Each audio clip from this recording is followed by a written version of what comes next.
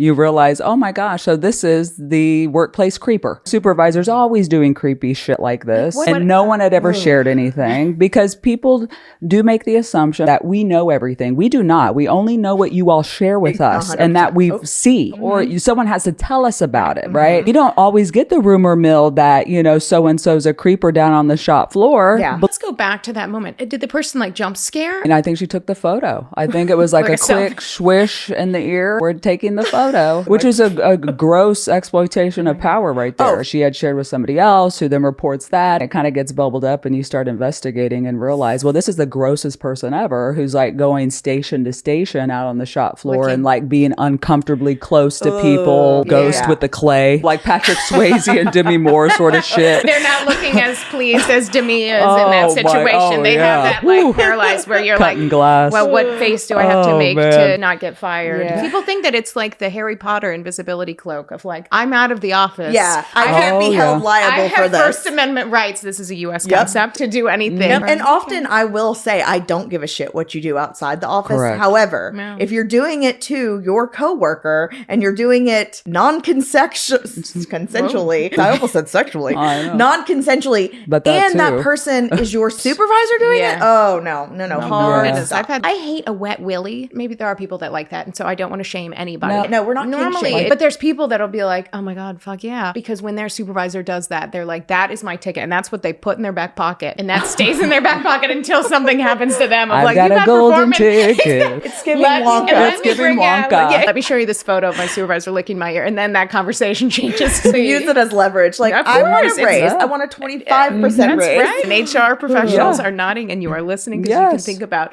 those golden tickets get revealed and it's like the reverse Uno card. And it may not even be the person whose ears licked that gets the golden ticket. Yep. Because if a coworker sees that, it could be consensual, the ear licking in a photo. yeah. There could be an affair there. And then a peer sees that and they escalate that up too. Oh, something's going on with those two Yeah. and this isn't fair. So Right. many scenarios. But in this one, she did not appreciate the tongue in the ear.